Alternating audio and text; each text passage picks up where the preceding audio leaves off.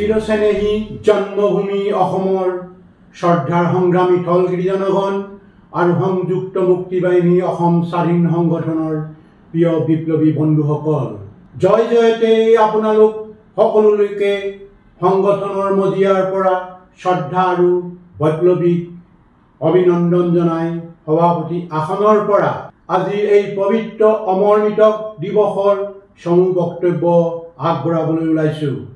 British আৰু মান ৰজাৰ দ্বাৰা স্বাক্ষৰিত হোৱা ইয়াণ্ডাবুৰ সন্ধিপত্ৰ পৰিপ্ৰেক্ষিতত সাৰ্বভৌম স্বাধীন অসমৰ স্বতন্ত্ৰ ৰাজনৈতিক অধিকাৰ লোপ পোৱাৰ আৰু পিছলৈ ঔপনিৱেশিক দখলদাৰী বাহিনীৰ দ্বাৰা অবৈধ আৰু অন্যায়ভাৱে ভাৰত ৰাষ্ট্ৰই অসমৰ স্বাধীনতা হৰণ কৰি আজিকোপতি যি নব্য উপনিৱেশিক শাসন শোষণ অব্যাহত ৰাখিছে, এই উপনিৱেশিকবাদক মষিমূৰ কৰি স্বাধীন অসমৰ হেৰুৱা গৰিমা পুনৰ উদ্ধাৰ আৰু পুনৰ প্ৰতিষ্ঠাৰ বাবে অসমীয়াই যিসকল বীৰ সন্তানে অসমৰ আজি আৰু কাইলৈৰ বাবে মুক্তি বিপ্লৱৰ যোগেদি নিজৰ নিজৰ জীৱন দি উপজা মাটিৰ সেৱা কৰি গ'ল, সেইসকলৰ অমূল্য ত্যাগ আৰু সন্মানত শ্ৰদ্ধাঞ্জলি জনোৱাৰ উদ্দেশ্যে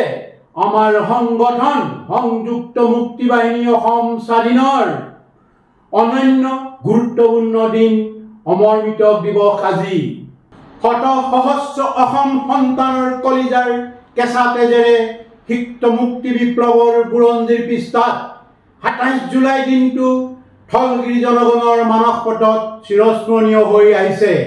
সংযুক্ত মুক্তি বাহিনী অসম স্বাধীন সংগঠনৰ লক্ষ্য উদ্দেশ্য নীতি আদৰ্শত অনুপ্ৰাণিত হৈ অদম্য সাহস আৰু নিভাঁজ দেশপ্ৰেমৰ অনুক্ৰম নিৰ্দেশন দাঙি ধৰা আজিৰ এই অমৰ মৃতক দিৱসৰ ৰক্ত ৰঞ্জিত পবিত্ৰ দিনটোত সংগঠনৰ শীৰ্ষতম নেতা বিষয়াৰ পৰা কনিষ্ঠতম মুক্তি সেনানীগৰাকীৰ উপৰিও যিসকল সাধাৰণ থলগিৰি জনগণ ঔপনিৱেশিক ৰাষ্ট্ৰ সন্ত্ৰাসৰ বলি হৈ মৃত্যুক আঁকোৱালি ল'ব লগা হ'ল, সেই প্ৰতিগৰাকী অমৰ মৃতকৰ আত্মবলিদানক কৃতজ্ঞতাৰে সোঁৱৰি গভীৰ শ্ৰদ্ধাঞ্জলি অৰ্পণ কৰিছোঁ।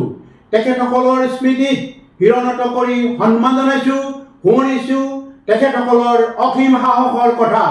সোণহেৰীয়া বুৰঞ্জীয়ে হাত বাউলি ৰিঙিয়াই থকা অসমৰ আজন্ম ৰাজনৈতিক অধিকাৰ পুনৰ প্ৰতিষ্ঠাৰ হকে অন্যায়ৰ বিৰুদ্ধে ন্যায় ধ্বজা উৰুৱাবলৈ অনিৰ্বাণ প্ৰতিৰোধী মুক্তি বিপ্লৱৰ শত্ৰুৱে কাঢ়ি লৈ যোৱা শত শত বীৰ অসম সন্তানৰ গৌৰৱান্বিত পিতৃ মাতৃ তথা পৰিয়াল পৰিজনক সমবেদনা জ্ঞাপন কৰিছোঁ, প্ৰণিপাত জনাইছোঁ।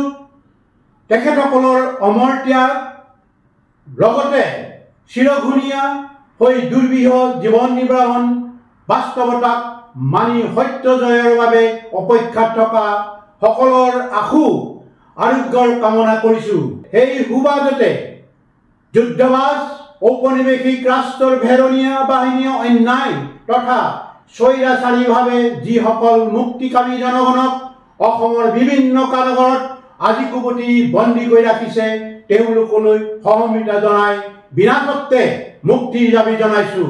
পৃথিৱীৰ প্ৰত্যেক জাতিয়ে নিজ জন্মভূমিক বুকুৰ হুনিতেৰে ভাল পায়।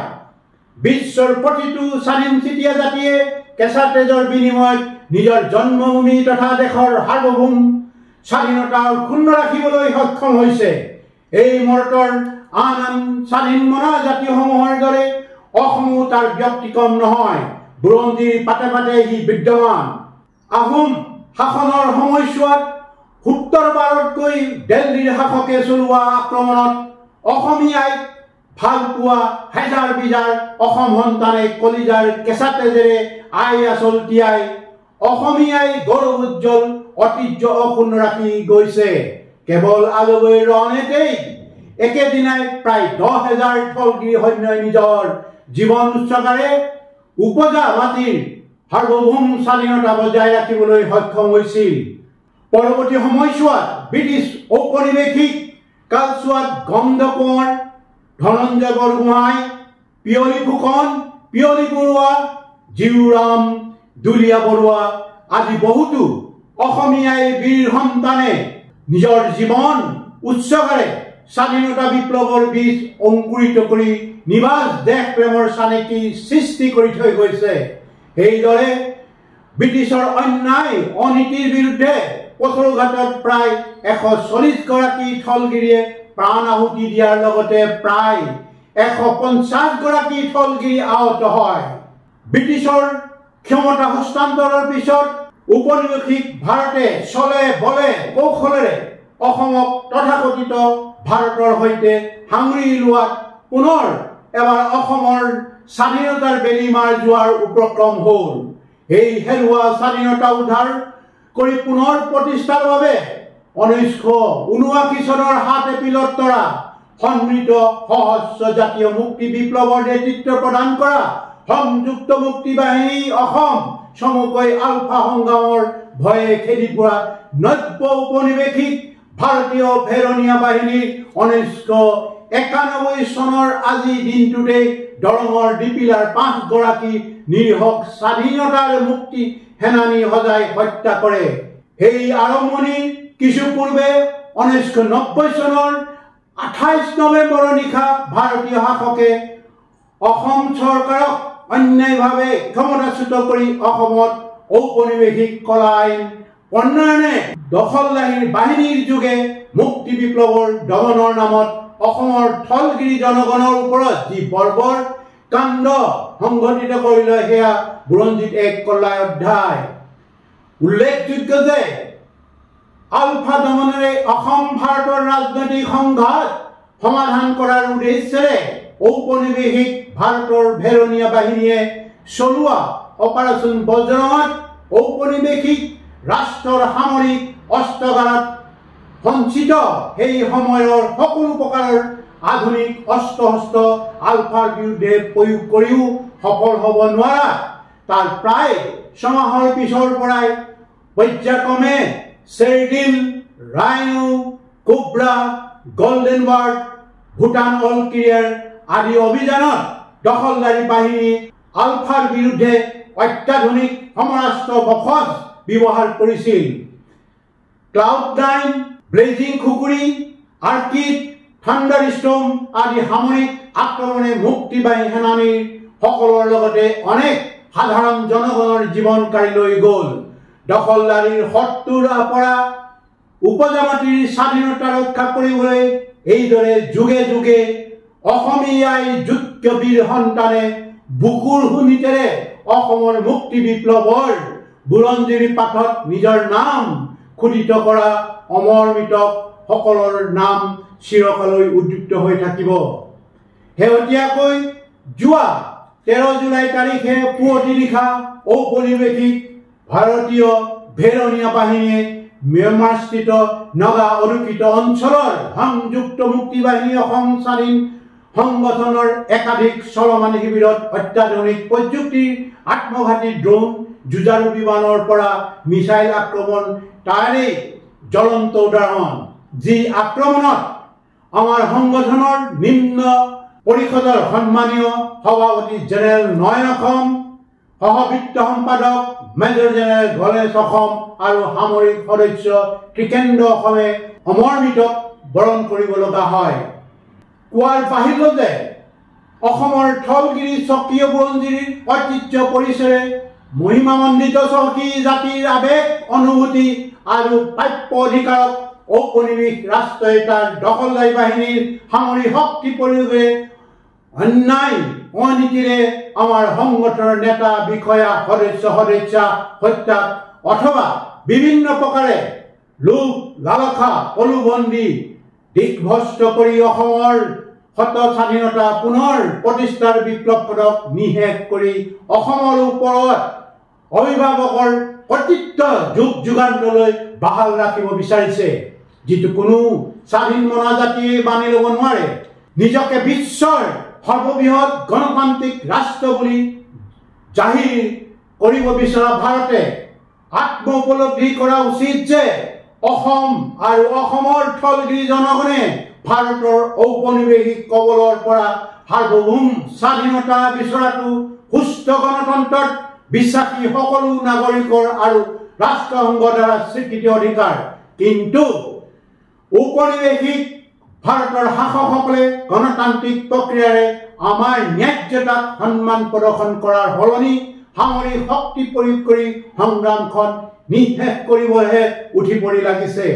ঔপনিৱেশিক ভাৰত ৰাষ্ট্ৰৰ এই চৰিত্ৰৰ বাবে অসমৰ স্বাধীনতা বিপ্লৱখন দীঘলীয়া হোৱাটো স্বাভাৱিক আৰু দৃঢ়মনা অসমীয়াই শত শত বীৰ সন্তানে তাৰ হেৰুৱা আজন্ম ৰাজনৈতিক অধিকাৰ প্ৰাপ্তিৰ বাবে জীৱন উৎসৰ্গা কৰিবলৈ প্ৰস্তুত থাকিব। এই দীঘলীয়া বিপ্লৱখনত যদিওবা অমৰ মৃতকৰ তালিকাখন দীঘলীয়া হৈ গৈ থাকিব, সিয়ে আমাক আমাৰ কাংক্ষিত লক্ষ্য প্ৰাপ্তিৰ পৰা বিচলিত অথবা হতাশ কৰিব নোৱাৰে। বৰঞ্চ অমৰ মৃতক সকলৰ ত্যাগে আমাক আমাৰ লক্ষ্য প্ৰাপ্তিৰ বাবে সংগ্ৰামখন বাহাল ৰাখিবলৈ স্থিতপ্ৰজ্ঞ হৈ থাকিবলৈ উৎসাহিত আৰু অনুপ্ৰেৰণা কৰিব। প্ৰণিধানযোগ্য তেজ আৰু ঘাম স্বাধীনতা সহস্ৰ বিপ্লৱৰ এক অপৰিহাৰ্য অংগ। পৃথিৱীত এনে কোনো দেশ নাই যাৰ স্বাধীনতা সংগ্ৰামত ৰক্তক্ষয়ী হোৱা নাই। যিহেতু সংযুক্ত মুক্তি বাহিনী অসম স্বাধীন সংগঠনৰ লক্ষ্য স্থিৰ, উদ্দেশ্য মহৎ আৰু আত্মবিশ্বাস দৃঢ়। গতিকে আমাৰ লক্ষ্য উদ্দেশ্যত আমাক উপনীত হোৱাৰ কোনো শক্তিয়ে হেঙাৰ হ'ব নোৱাৰে। শেষত ঔপনিৱেশিক ভাৰতীয় দখলদাৰী বাহিনীয়ে চলোৱা প্ৰতিটো সামৰিক অভিযানত যিসকল অসমীয়াই যোগ্য বীৰ সন্তানে কলিজাৰ কেঁচা তেজেৰে শলিতা জ্বলাই আই সেৱা আগবঢ়াই থৈ গৈছে, তেখেতসকলৰ সেই মহান ত্যাগক সোঁৱৰি ২৭ জুলাই এই গৌৰৱ উজ্জ্বল দিনটো অসমৰ বিপ্লৱী বুৰঞ্জী তথা জাতীয় জীৱনৰ বাবে এটা মাইলৰ খুঁটিৰূপে চিৰযুগমীয়াকৈ ৰখাৰ আমাৰ সকলোৰে দায়িত্ব আৰু কৰ্তব্য। অমৰ মৃতকৰ অম্লান অৱদানৰ স্মৃতিৰে গঠা এনে এটা বিমল ক্ষণত আমাৰ ঐতিহাসিক দায়িত্ব পালনত পুনৰবাৰ সামূহিক প্ৰতিশ্ৰুতিবদ্ধতা আমৃত্যু পৰ্যন্ত স্বদেশ স্বজাতিৰ মহান স্বাৰ্থত নিবেদিত প্ৰাণ হৈ অৰ্পিত দায়িত্ব কঢ়িয়াম। এই প্ৰত্যয় ভৰা দৃঢ়তা প্ৰতিগৰাকী সহযোদ্ধাই শিৰৰ ৰেখাৰ বুলি গণ্য কৰোঁ। আজি এই পবিত্ৰ দিনটোত পুনৰ এবাৰ শত সহস্ৰ অমৰ মৃতকক স্মৃতিচাৰণ কৰি আৰু বৈৰী ৰাষ্ট্ৰৰ সন্ত্ৰাসত যিসকল থলগিৰি শাৰীৰিক মানসিকভাৱে নিগৃহীত সেইসকলৰ প্ৰতি গভীৰ শ্ৰদ্ধা নিবেদন কৰাৰ লগতে থলগিৰি জনগণৰ সুস্বাস্থ্য কামনা কৰিলোঁ। জয় আই অসম, জয় আই অসম, জয় আই অসম।